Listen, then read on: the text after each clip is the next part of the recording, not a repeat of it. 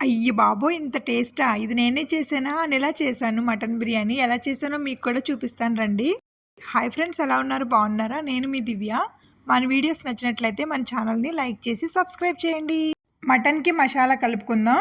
కొంచెం అల్లం వెల్లుల్లి పేస్ట్, పసుపు, మిరియాల పొడి, ధనియాల పొడి, జీలకర్ర పొడి, మటన్ మసాలా, కొంచెం కారం, కొంచెం పెరుగు, ఫ్రై చేసుకున్న ఆనియన్స్, పచ్చిమిరపకాయలు, మసాలా దినుసులు, దాల్చిన చెక్క, యాలకులు, లవంగమొగ్గ, బిర్యానీ ఆకు, కొంచెం ఉప్పు కూడా వేసుకుని మటన్ని బాగా కలుపుకొని 20 నిమిషాల పాటు పక్కన పెట్టుకుందాం.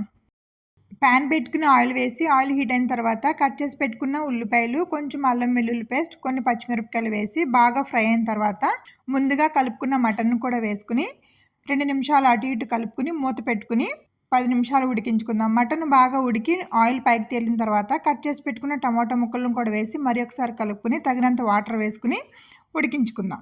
రైస్ కోసం వాటర్ పెట్టుకుని వాటర్ బాయిల్ అయిన తర్వాత చూపించిన మసాలా దినుసులు, కొంచెం జీలకర్ర, ఉప్పు, కట్ చేసిన నిమ్మకాయ కూడా వేసి వాటర్ బాగా బాయిల్ అయిన తర్వాత 1 గంట ముందు నానబెట్టిన బాస్మతి రైస్ను కూడా వేసి 70% బాగా ఉడికిన తర్వాత మనం ముందుగా ఉడికించుకున్న మటన్ కర్రీలో వేసుకుని స్టవ్ని సిమ్లో ఉంచుకుని 20 నిమిషాల పాటు ఉడికించుకోవడమే. అంతే, ఎంతో టేస్టీగా మటన్ దమ్ బిర్యానీ రెడీ.